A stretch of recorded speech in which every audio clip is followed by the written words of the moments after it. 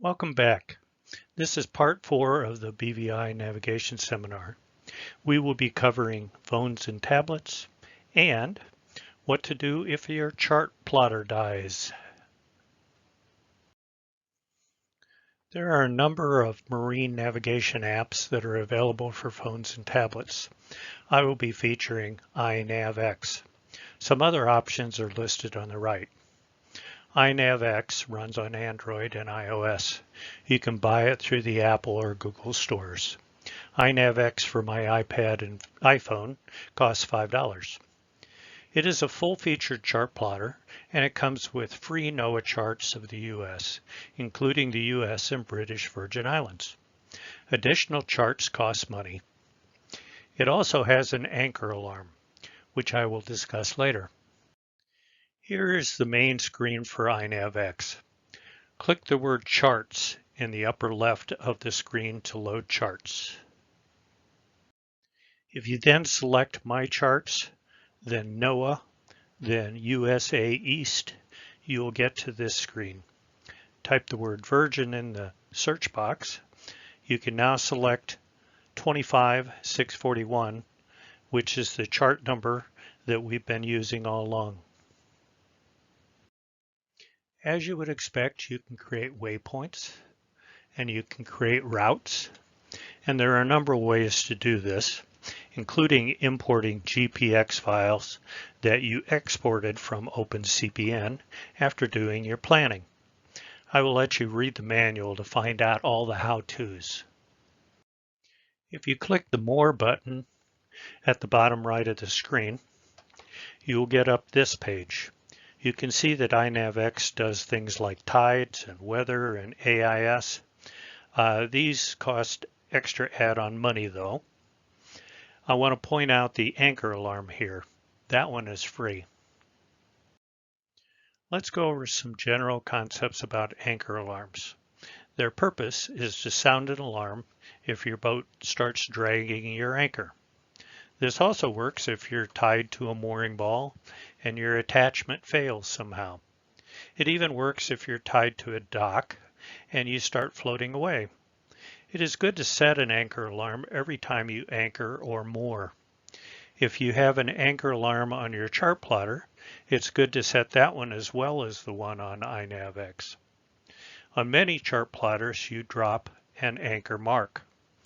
You want the mark to be where the anchor is on the ocean floor rather than where the boat drifts back to. This defines a circle of protection that the boat can swing around in if currents or winds change.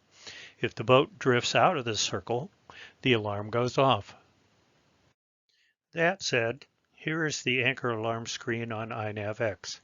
It actually wants you to let the rode out and to set the anchor. You then use a bearing and distance to set the circle of protection.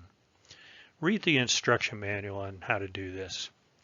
Also, keep in mind that your phone or tablet has to be turned on, powered up, unmuted, and have good GPS satellite reception for this to work. Since we are on the topic of phones and tablets, I thought I would throw in a bonus topic. ASA, the American Sailing Association, is an educational group that competes with the U.S. Power Squadron for boating education. They have a sailing game you might be interested in.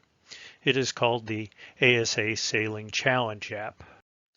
The reason I bring this up is a part of the app lets you sail around the British Virgin Islands and practice your sailing skills.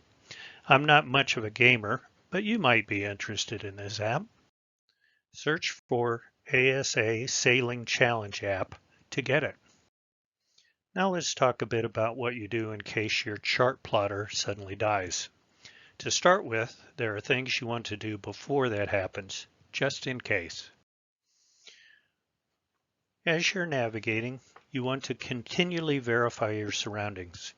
Are you where you think you are? Are you where the chart plotter thinks you are? Are you heading in the right direction?